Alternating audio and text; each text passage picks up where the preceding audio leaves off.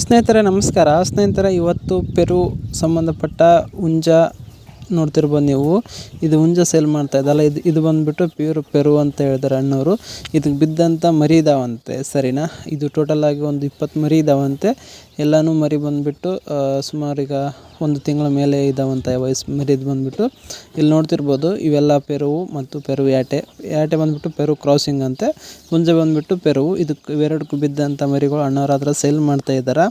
ನೀವು ಒಂದು ಮರಿ ರೇಟ್ ಬಂದುಬಿಟ್ಟು ಅಣ್ಣವರು ನಿಮಗೆ 1,000ಕ್ಕೆ ಒಂದು ಮರಿ ಕೊಡ್ತಾರಂತೆ ನೋಡಿ.